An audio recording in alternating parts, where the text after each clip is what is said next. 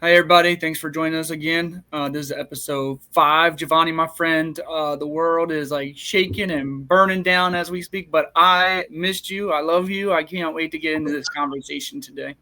Yeah, man, miss you too, brother, man. It's been a couple of weeks since we've gotten on here, man. Yeah, a lot of stuff going on. Not the platform to talk about it, but yeah. But it's good to always ground yourself. I think in having these conversations, like these kind of conversations, like real life stuff, and it's like it's interesting. I look forward to our time together just to like unpack different things, regardless of what's going on in life. And I think that's kind of like a real stoic way of looking at things. We can't control certain things, Yeah, and most things are outside of our control. But what we can control is like how we respond to situations and who we stay to be friends with, and how we can kind of debate and talk, and agree to politely disagree, and just continue to still love one another. So I think that's very powerful stuff. absolutely. I agree with that, man. So anyway, so I know we see things differently, but I love you, and so I want to get into today's session. So for those people that are listening and watching, whatever the case is, today I'm going to present Jovani with a quote, which he hasn't seen yet. Nope. But the quote actually isn't going to be really the main premise of this whole episode. So I'm going to throw him a little bit of a curveball here. So our quote comes from Marcus Aurelius. It's in his meditations, and we've talked about this before. Meditations is his journal, right? It's him writing to himself, as he's like just kind of figuring out the world that he lived in, from his perspective. And so the quote is, "You could leave life right now. Let that determine what you do and say and think."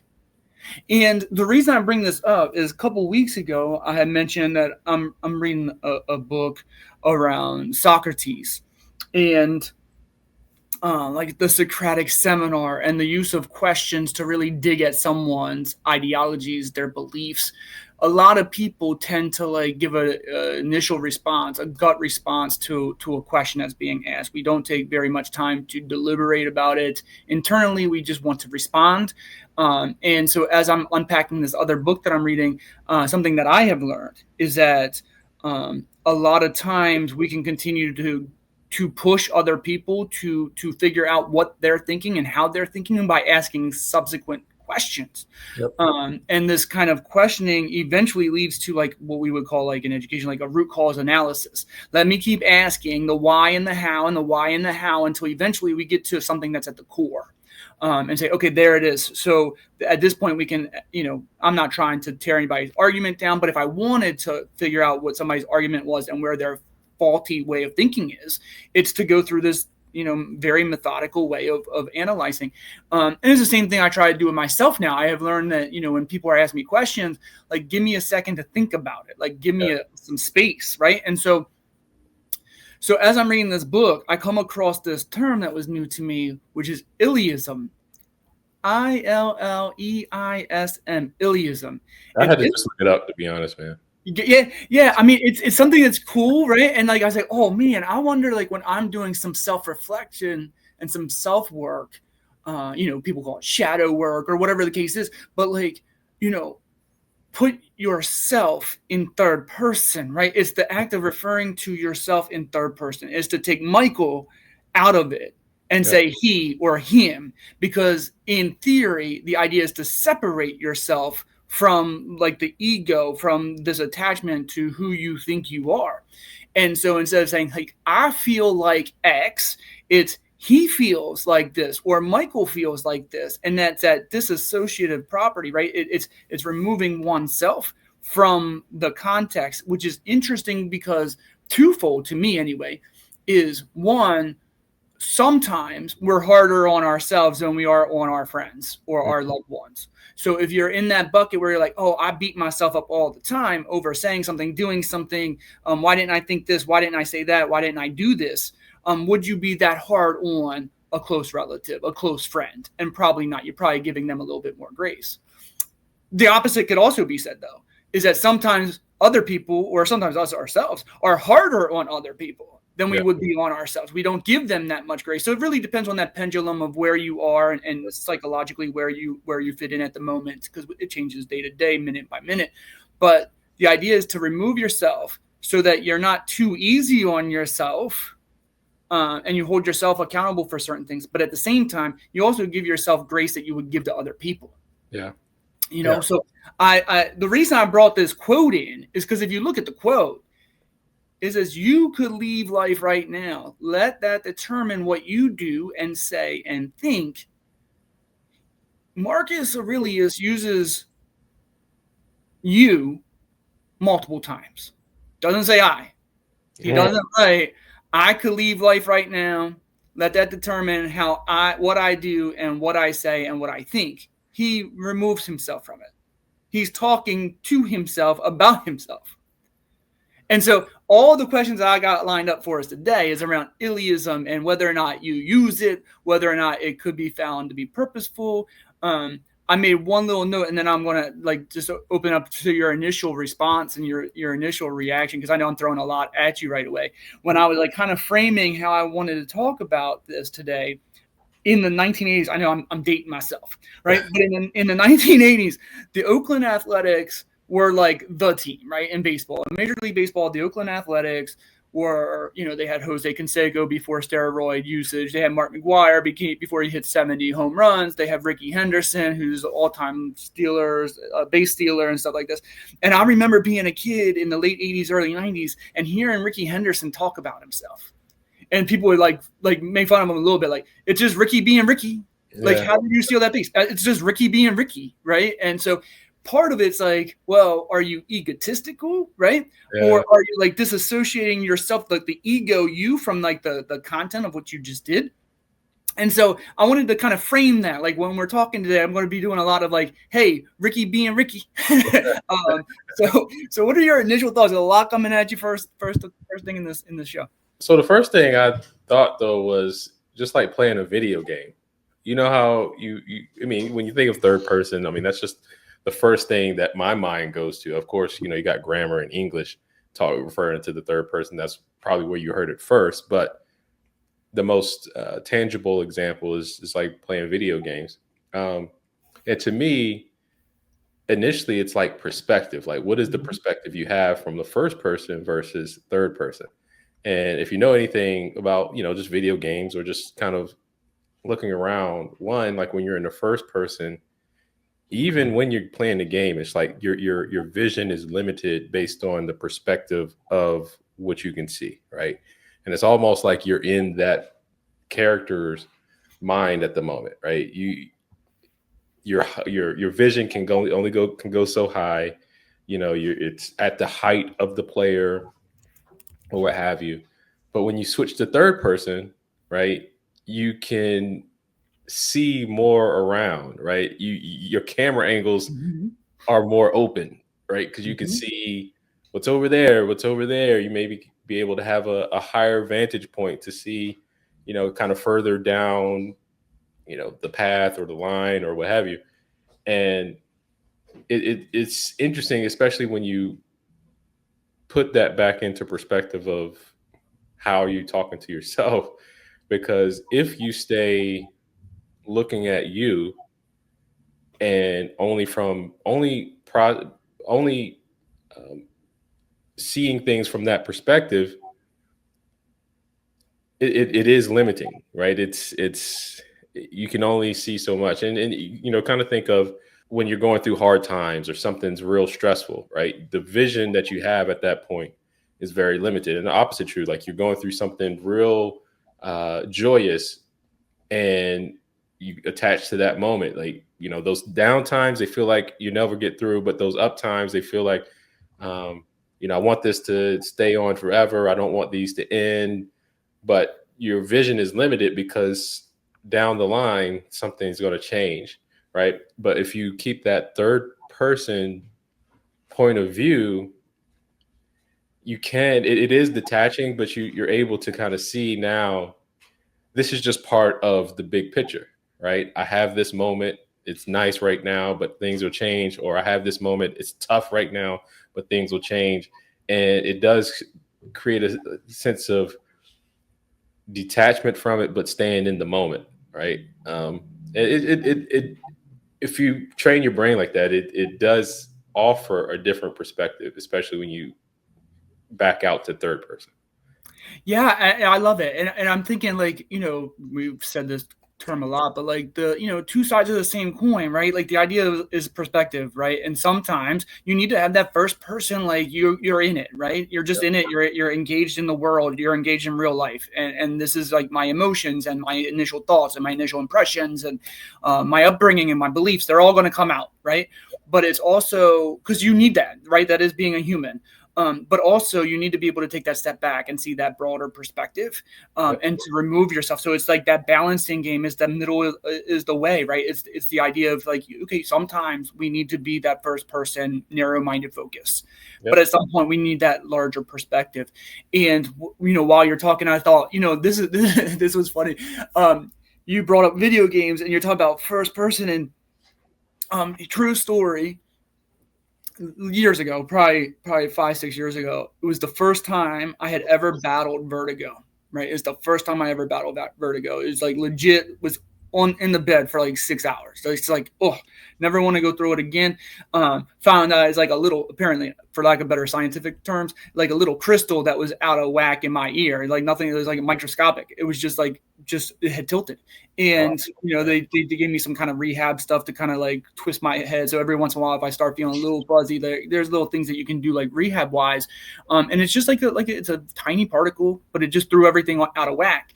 But when I think about video games and first person shooters or first person video games in general, like I can't play them because it gives me a sense of vertigo, right? Which I thought was funny when you're talking about video games. I think, sometimes first person makes me queasy.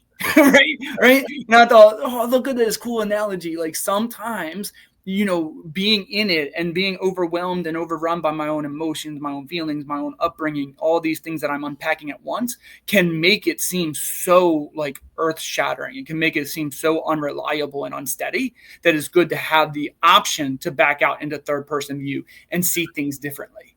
Right. And so, if I had a perspective, I mean, look, I think there's a time and a place for both of them, right? Yep. Because most times if you have a choice to play third person, first person, most people would choose first person, right? Because I go third person every time. You go third person? Third person every time. I can't play a first person game. I just nope. Nope. Maybe in my 20s. Sometimes you got to see the player, but for most person, because a lot of people are like, I don't want to see the character on screen. I want to see, Not me. If I don't see a character on screen, I might throw up. But a lot of people do choose. But there's a place for both of them, right? Because, sometimes you have to be, like you said, in the action, to get that immersion because you're right there. But then. I think sometimes it's good to back out to see the bigger picture, right? To kind of detach yourself from the moment. I just think it's balance. You just have to, balance it out.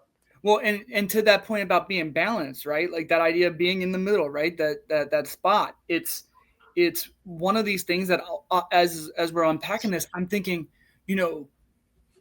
think about the people in your life too, right? The people that I'll just use like my spouse. Like I'll use my wife as an example. Something that I have always done. It's been a gift to me. Like God gave it to me. I didn't work at this. Like I have a pretty good job. I could do a pretty good job of being neutral when it comes, especially with other people, right? Like, okay, I hear what you're saying, but have you thought about it from this other perspective? Now, it's something that I work on for myself. It's a lot easier to do it for me when I'm thinking about other people and if they're explaining things to me, because I'm generally like the neutral spot. I'm going to be on your side because I love you and I want and I'm validating you and respecting you and I'm hearing you. But at the same time, like I'm not you, so I'm not trenched in it like that. I could love you to death, but like I'm not the one that's dealing with it personally, right? But have you thought about the perspective of the other person that you're dealing with, right?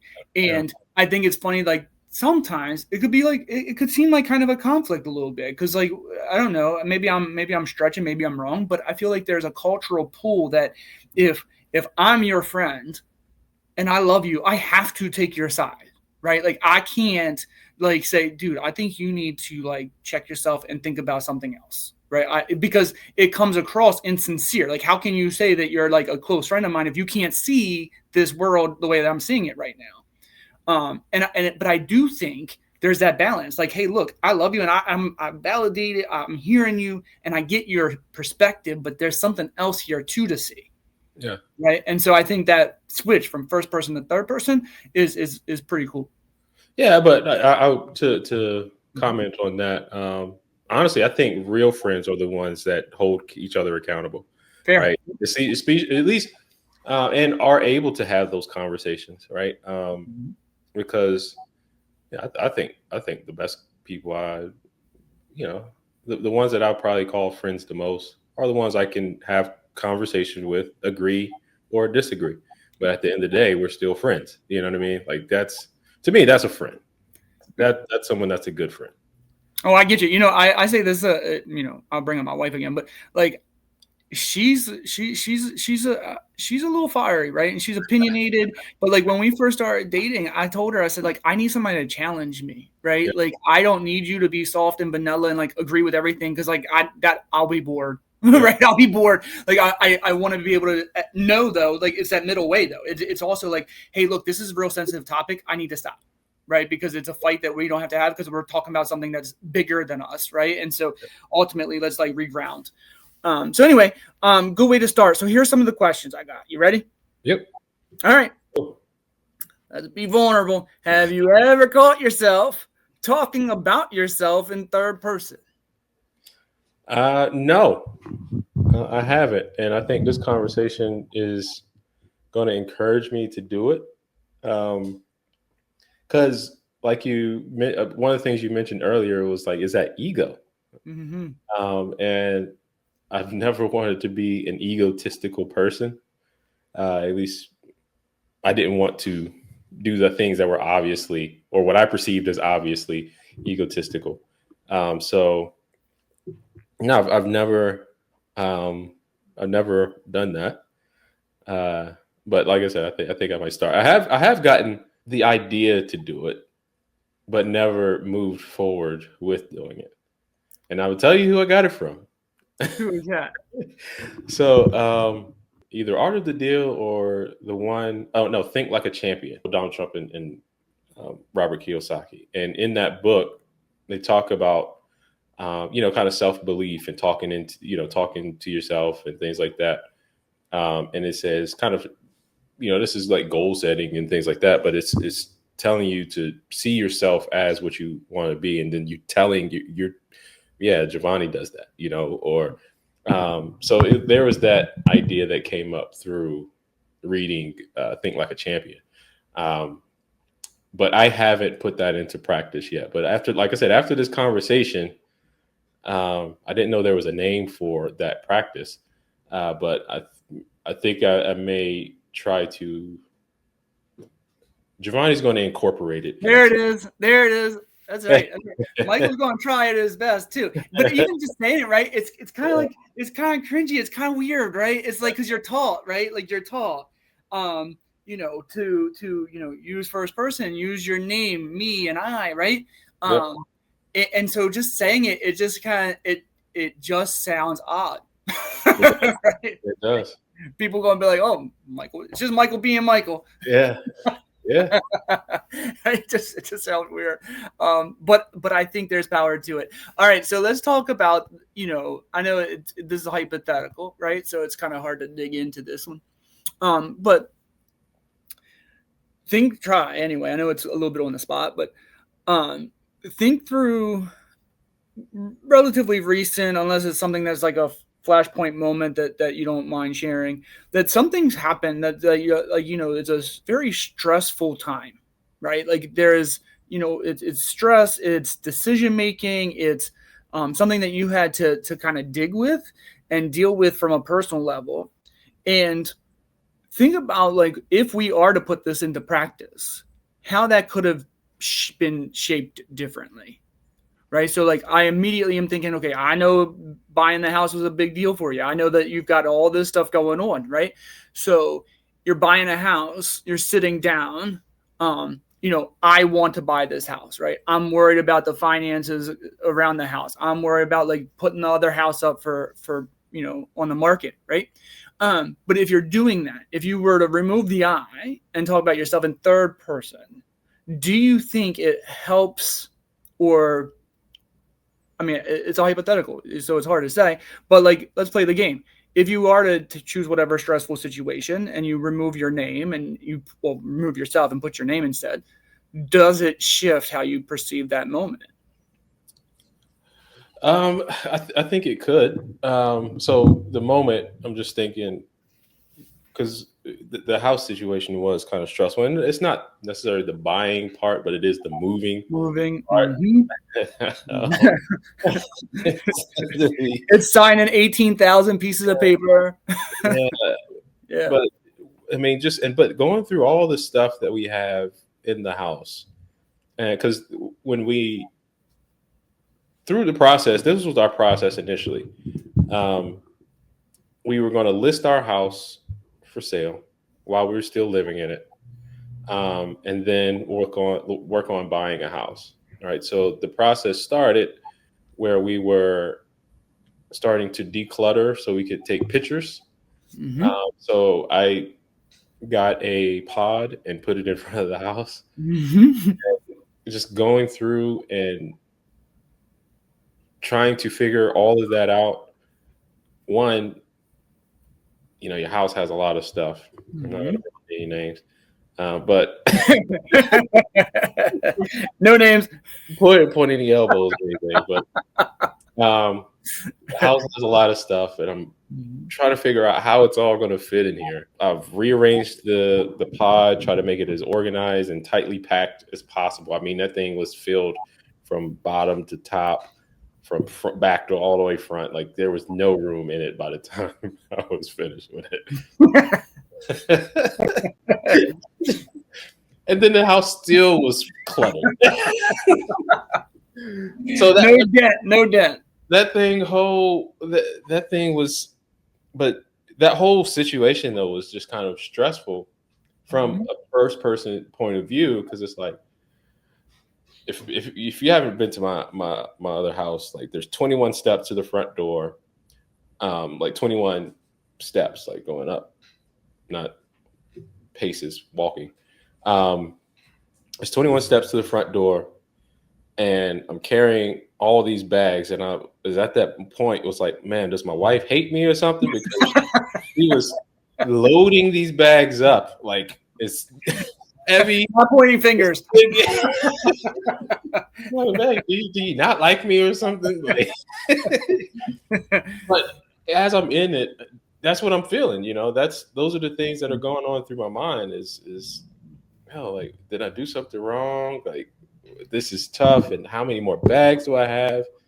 But if you look at it from a third person point of view, you can kind of say, hey, well, this is just the process, right? Mm-hmm. This is just the kind of next step.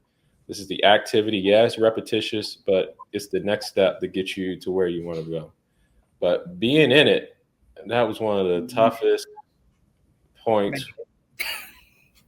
I don't know how many trips I've made up and down them steps doing that. Jovani got his workout in. Oh my gosh.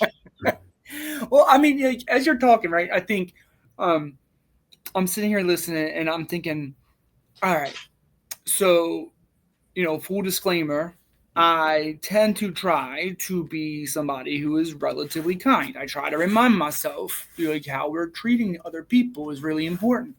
But there are times when, especially when I'm tired, right? Like, it's a long day, it's like 9:30, 10 o'clock at night. And for me, that's late since I got to wake up by 3:30, right? So like by 9:30, 10 o'clock, I'm like, okay, this day one. It's time to call it an evening. And, I'm tired, and they're like little things like I don't have OCD, but like, I don't like to go to bed if there's anything in my sink. And specifically, I don't like anything sitting in the sink for more. As soon as I notice it, like it just like grates on my nerves, right? And so, there have been times where like I'm like, it's 10 o'clock and all I want to do is go lay down and get ready for the evening. God bless. And but I'm tired, and there's a different side of me, especially when I'm tired, when I'm just trying to go to bed. And like I'll go in, and like just the other night I go into the get some water ready for the workout the next day. Just I have like a whole routine, and there's like a dish or two in the sink, and like I'm like I can feel it, right? Like I can feel like this discontentment. Like all I wanted to do was put some water in my Gatorade bottle so that I can, so I could go out in the morning and just have it nice and cool, like just chilling.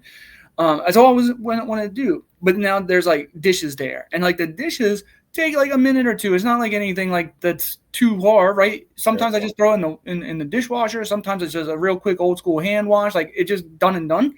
Yeah. But like I could feel like this discontentment. Like all I wanted to do was put water in my bottle and go to bed. But and I've been trying to like circle back to this, because like what I've noticed myself trying to do since I've read this is, okay, I'm in it. Like I got hurt feelings for whatever reason, right? Like I said, especially when I'm tired, and like I'll pause and I'll like, all right, Michael's got to do these dishes, and he's really tired right now, right? And just like verbalizing it to be like, okay, I'm owning this feeling, but instead of like letting it eat at me and feeling this level of discontent without like being a whole thing, like I can't believe nobody puts the dishes away, like instead of going to that level, right? It's just like pause. Michael's irritated because he was trying to go to bed and there's dishes to be done, but really they'll be done in a minute. Yeah. Right. And it just like, it doesn't take it away. I still had to do them. Right. Like it was just still my call. Like I still did them. It wouldn't have been a problem if they would have lasted till the next day. But like I knew myself, I knew I had to do it. It would bother me. But taking that perspective of like, honestly, dude, what does this matter? Right. Like, why am I going to have like this whole fit? Yeah. And throw a tantrum when like honestly it's done before I even like then I go upstairs, it's like 2 minutes later than what I wanted to, right? So I do think there is power in like finding out where you're being stressed and like naming it. Yeah, I think that's part of it, is if you remove yourself, you're able to call out what you're feeling instead of just feeling it. Yeah, you know how people say like it's not that big of a deal. Yep. Because it's almost like because that they're looking at you as if it's just kind of like a movie plan, so it's almost like you're putting yourself in that role. Yep. Like it's not that big of a deal, and I think that's a healthy way to do it, right? When you at least a tangible healthy way to do it is just refer to it in third person. Yeah, I mean I've really been trying the last couple of weeks, and it is awkward. I'm not even gonna lie. Sometimes I'm like Ricky being Ricky, but I do think, and it's something to like, even like, you're raising kids too, right? Like there's something I've been saying, this might be a little off topic, but especially when Mackenzie was young, right? When she was just in early grade school and stuff, I'd pick her up from school and she would start telling me about her day. I try to do the whole like, hey, how's your day going? And I had to start setting some guidelines, because like a kid's day is around like what happened at recess, what happened at lunch, what happened with the friend group, right? I'm trying to figure out like, what did you learn? Like, were there major like flashpoints of the day? Like let's go there. So I eventually started putting in some guidelines. Like, before you can tell me about your friends and recess and lunch and resource and gym and all of this, I need you to tell me one thing that you learned today in each of your content areas, right? And then we can unpack the other stuff, because to them, at least to her, like that was a big deal, right? Like that friend who decided to play with somebody else was a big deal. And like back then, like, this is 10 years ago, right? Like I'm not talking to her about going third person on me,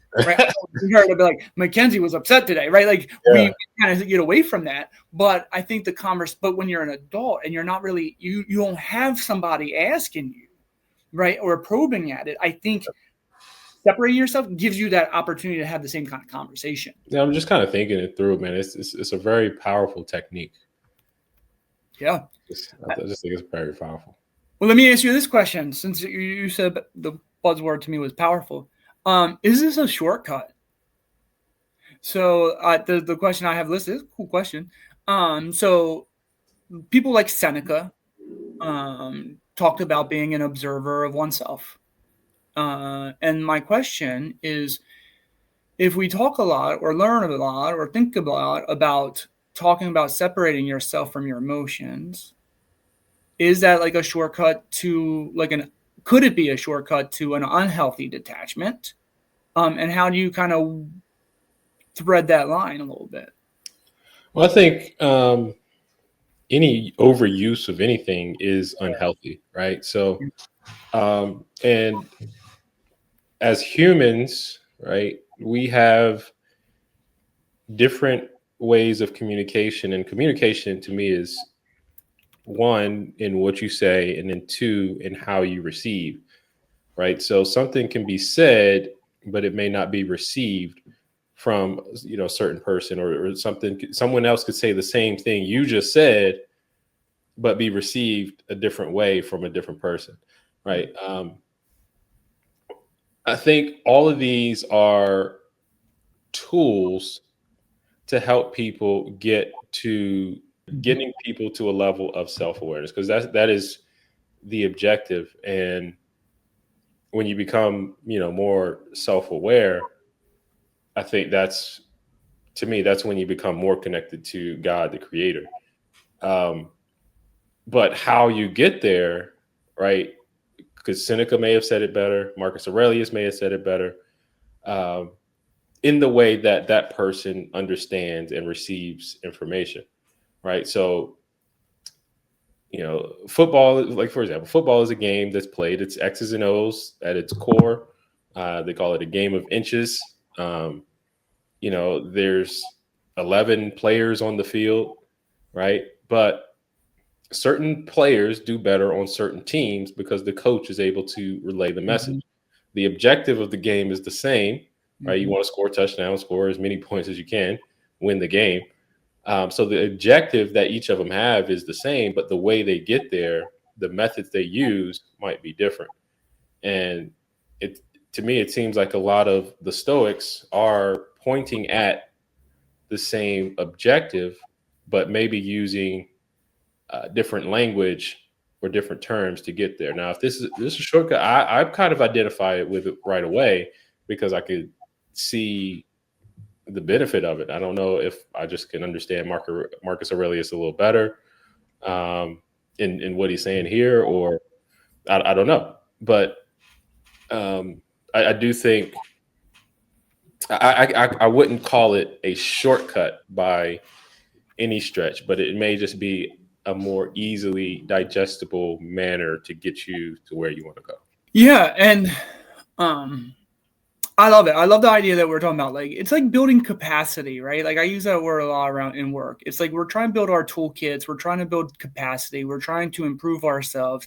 And I mean, and I know this is a little bit off, but like this idea of shortcut, like it now has like a negative connotation. Like you're trying to take an easy way out, right? Yeah. Like that's what we kind of link it to. But like a shortcut, oftentimes, if you think about it, right? Like, if you take a shortcut to work, right? If I'm walking, I'm taking a shortcut. It's like I'm trying to get there quicker. It doesn't mean I'm being lazy, right? It's like I'm trying to be efficient, right? Yep. And if your goal in our goal when we set out for this podcast was like peace made simple, is how can you live more peacefully within yourself, right? And like how can you navigate this world in a more content way? Yep. And sometimes like we do want it now, right? Like there is no reason to spend the next 40 years of my life debating and drilling and like, oh, I'm going to be miserable because I got to own it. I got to earn it. Like, no. If this works for you, use it. Right. Is that simple? Like that. It's not like a negative connotation to this. Like if anybody is listening, anybody does this stuff. Like if you want to like, look, I'm going to try it and it feels weird and it feels fake and it's like, then don't use it. Like that's the one thing that I learned about like, reading the Stoics. Like most of them say the same thing in some kind of verbiage, which is, you shouldn't just take this as gospel, right? Like this is not like a Christian text, right? This is, hey, look, this works for me. And don't think it's going to work for you just because it worked for me. And don't think just because it worked for me, it's got to work for you, right? Like this is not the one way to do it. This is just a way that I was able to do it. Yep. And so if you're blind and say, oh, well, this is the way to do it, then you're missing the moment and you're missing the mark because it is a shortcut. It is, but like not with a negative connotation. If this is the way to get you from point A to point B, from being like tense and stressed and frustrated to a point that gets you to content and able to kind of rationalize in a more reasoned way where your life is happier, like it's okay to go quicker. Right? You skip, go past jail, right? Like whatever the Monopoly game is, go past jail, collect your $200, right? Whatever it is. I don't disagree with you, but what I'm saying is it's going to sound like I disagree. I love you anyway. Because to me, there are no shortcuts. Like when you're actually doing things that you're supposed to do, it's not really a shortcut. It's like kind of the thing that was supposed to happen, right? And you're an educator. And so you understand, you mentioned it just a moment ago, that the tool bag, having different approaches or methodologies in the tool bag. Like my son the other day came home with math homework, and they on the paper, they had 3 different ways to do the problem: beginning, middle, and end, part, whole. And there was one other, I think it was like number bonds or something like that. But it's the same thing, but which one do you choose? Yep. Right. And I think the idea of shortcut comes to be is like, if you knew part, whole, but maybe not understood, didn't understand that, but then beginning, middle, and end made sense to you. Yep. Right. That connects that makes those synaptic connections in the brain or what have you. That works, but it wasn't necessarily a shortcut. It was just the addition of new information. And if we want to call that a shortcut, we call that, because, if you think about 2 destinations, you knew one route, but then you get additional information and awareness of another route to get there. That might be shorter, might be faster, or it might be avoiding traffic. Yep. Then if you call that a shortcut, then that's the shortcut. But to me, I don't really think there are shortcuts, in the sense of you still have to apply the process and do the work of the practice, right? And that's what this exercise can be for people, is at least to help some level get some level of detachment to be able to see the big picture. This could be just a good practice for that. Yeah, I love it. And one of the things I think is, I notice I say I love it a lot. It's just because, like, in my initial response is like, dude, I'm hearing you, right? Like I'm with you, because there are certain things that you've said today that, like, there's a bonus word. That like my mind, this is exactly what I'm thinking. And like, we don't talk about this before we come on here. Like there's no dry run. Like this is the run, right? This is the one. But like when you said like the word like work, right? My initial response is, it's not a shortcut if you're putting the work in. Yep. Right. Nobody can help me find contentment by saying you're content. Right. It's all of the things that I'm actively doing. And if this is a process that works for me, this is a tool that works for me, it works for me. It's like you were talking about math. I'm a literacy guy. So like my mind, I'm thinking about the kids that we work with, but there are certain kids that are sight word readers, man. They just read it right away. Right. But we have other kids that are blending and tapping, and it doesn't mean that they can't. It just means they haven't accessed it yet, but that's the strength that they have. Right. Yep. And so they're tapping, they're blending words that they don't know. And that's okay, because at some point they become words that they know, and then they don't have to tap and blend anymore. So at some point they're reading more fluently, but that's the point, right? They put the work in. And it's the same thing with being content. It is, look, we have gone through, this is episode 5. We have done like a little nugget here. Hey, this is something you can do. Hey, let's not cry over things. Hey, let's stop worrying about the externals, right? Like some of it, you're going to have to keep on going back and revisiting, because these are big ideas, right? We can't really stress about external factors that we cannot control. Like that is where we started. That's what we'll always come back and pin to. Yep. But it takes work to not worry about things that are outside of our control, because it's like an innate thing. Like we can't control it, but it still doesn't make us feel good, right? And so if you're putting any kind of work in this, if you're even watching a video, you're like, going to zone out because like this is BS. Well, you just put the work in. You just realize that that's a tool that you don't need. It's not for you. And as Christian, man, like sometimes you just have to understand too, like we are, God's creatures, and like there are certain things that will resonate with me that won't resonate with you. And it could be the same person, the same message. Yep. Right. Yep. But it just doesn't work. Right. So yeah, putting in the work, that no shortcut there. Yeah, you're right. But just kind of not necessarily off topic, but a little bit off topic. You talk about the Socratic method. I think Jesus taught a lot in parables and asked questions, Mm-hmm. right? Because in order to, I think, universally get someone's people to see things is to get them to say it themselves, right? Because that is the universal way you understand. You understand how you understand things, right? Mm-hmm. But if I can show you a picture, right, of how it is and where you can go, you can kind of infer things the way you understand. What I'm seeing, with the quote and what some of the Stoics are saying, this is a tactic, right? So not every, and these are just kind of tools, right? It's not the overall picture. It's a tool, and different people use different tools to get to where they want to go. But to your kind of the practice of what we're going through and things like that. But using the Socratic method is stories and pulling out that kind of are universally understood, but tools are kind of individually picked up and grabbed for their use. I won't say love it, but I agree. I agree. Yeah. All right. Let's see. All right. Let's start with this. I had brought up Mackenzie a little bit, and I said it's unnatural to talk to someone else about yourself in third person, right? Like it could come across with this sense of egotism and Or you're or confident, right? But there is something about children who, when they're young, not every child obviously, but like a lot of toddlers and preschool children, like once they hear a name that is given to them, right, that is what they refer to themselves as, right? Yes. Like they haven't been taught I and me is what we say, or we and us, right? They are like, all right, Yep. Johnny's hungry, right? Yep. Johnny hungry. Now my question is do you think kids naturally use illeism when they say things like Johnny's hungry? And what do you think happens to that instinct as we go through schooling, as we grow up, as we begin to have these social relationships? Like, why do you think we tend to like pull away from that?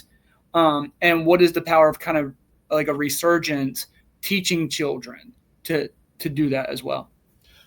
This is an interesting question, right? Yes, I got one. Yeah.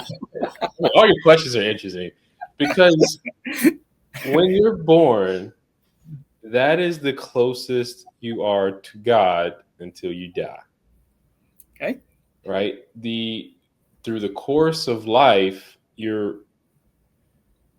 it's almost are taught or distracted from that divine connection. So when you're a kid, I mean, just think about a baby's life.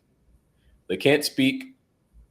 They're literally sitting in stillness. They might rustle around, try to get to know their fingers and stuff. But they're sitting in stillness all day. What does a baby think about? It has no concept of what happened yesterday, what happened today. Like it's not, the baby's just there, right? But that, to me, that's the closest that we'll get to that a human is to God. And that part, as we're taught, as we grow, as in the physical body, those things that are distraction are more or less learned, right? Mm-hmm. So the first thing you do learn, one of the first things you might learn is when you understand what you're called or who you're called, your name. So that means you kind of associate with that self. But when do you start learning pronouns, right? That comes a little bit later in life, and then your word, because words do have meaning and power. Subconsciously, those things start becoming, associated with who you are. So you start believing and attaching yourself to those words. Again, this is further processing the detachment from God. And that's where I think, we're born into sin, right? That's when I think of like, born in sin and saved by grace and things like that. As we, develop, we lose that attachment. And I think it is a good practice if it's understood, right? Because even language has its limits. Language, like the words only mean what we've agreed they meant, right? Mm-hmm. Now we don't make them up anymore, but they mean what we've agreed for them to mean, but they don't really embody the true essence of what a thing is. And then when you try to then attach yourself to that perceived emotion based on what the word is, again, it's another detachment from the divine, right? God give us feelings, but what is that feeling? I have a word for it, but does that really describe it? But I do think, um, getting back to the practice does allow for a level of detachment from the emotion, which we try to identify with. And then, if we're able to healthily communicate that to children, I do think it's good. But they get back in English class, grammar, and then There we go. There we go. start talking.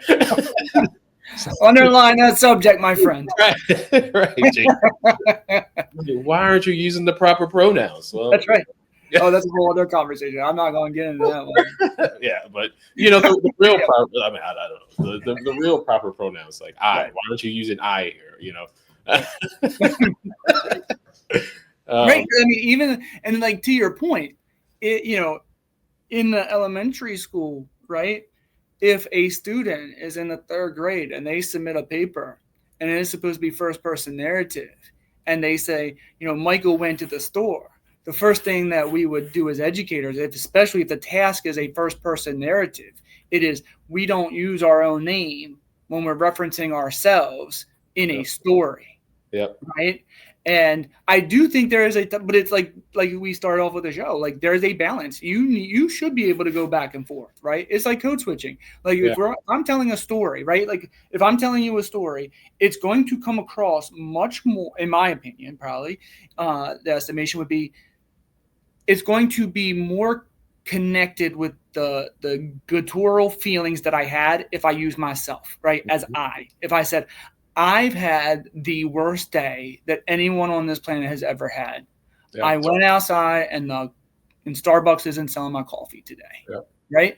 Like that, you could feel like if I'm frustrated, if I'm angry, you can feel the I coming out, right? That ego is coming out. It is alive and well, right? Yep. Now, if I said, Michael thought he was going to have a coffee today, but Starbucks ran out.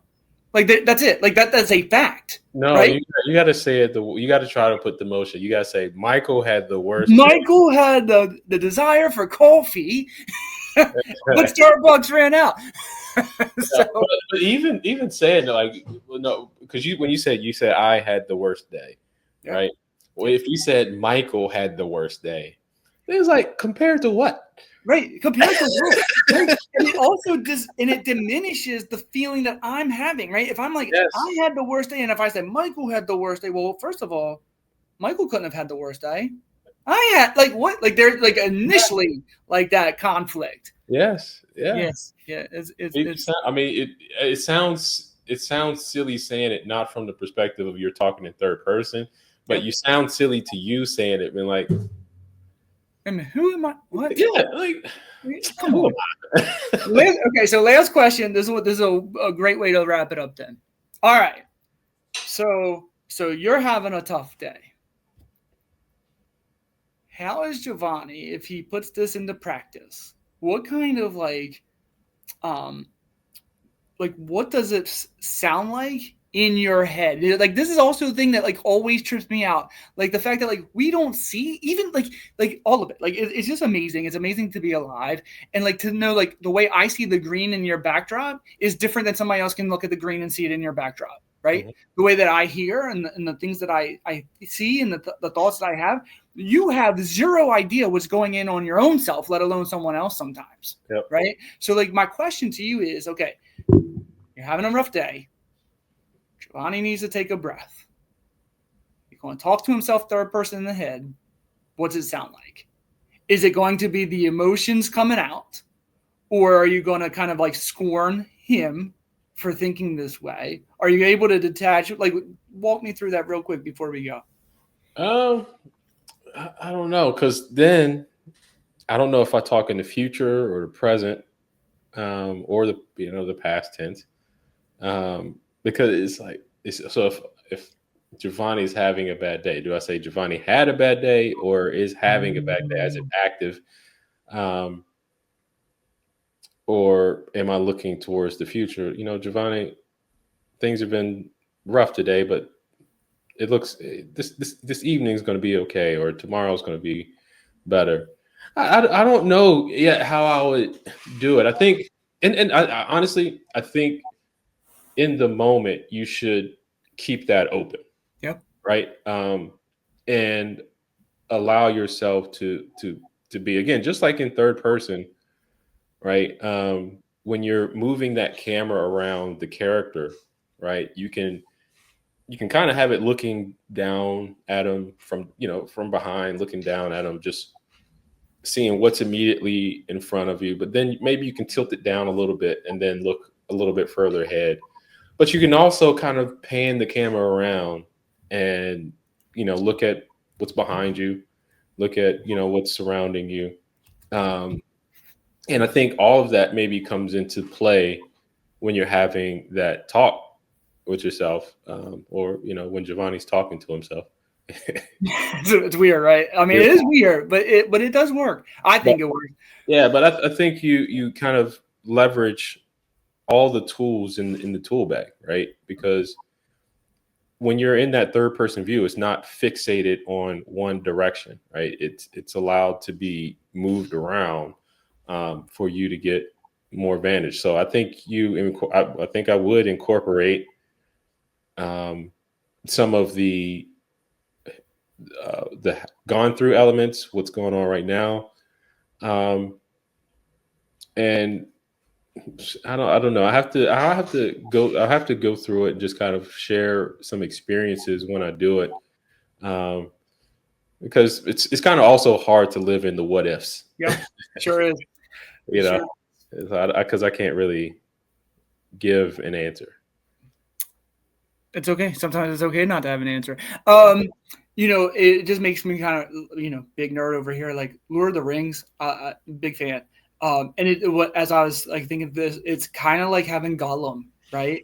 Mm-hmm. And so, to close out the show, I just wanted to give a quote and then just one simple reminder. So our quote today from Marcus Aurelius was, "You could leave life right now. Let that determine what you do and say and think." It was in his Meditations. Remember, we didn't really unpack the quote, so you might see this again in another episode and as we unpack the actual quote. But the idea of illeism and the idea of third person perspective about your own life, and it kind of as I'm thinking about Gollum and I'm thinking about people who might put this into practice. And you touched on it at the very beginning. It is that balance. It is the idea to, like, if you're doing this and you have this voice in your head, right? Because we deal with our own demons, but we deal with our own angels, right? Like, make sure that you're kind to yourself. Just don't be too kind, yep. Right? Like, that's the balance. Being kind, but not too kind. I had a good time. I had a lovely time talking to you, man. I miss you. I can't wait to, hit us again. And everybody just, try to stay with us. We'll share, you subscribe, you like all the fun stuff, but I hope you're enjoying the podcast and learning something and building to the toolkit, like Jovani said. Not every tool is for everyone. So use those that are, the sharpest. Like, share, subscribe. It's great to see everybody. Thanks, brother. Peace. Bye.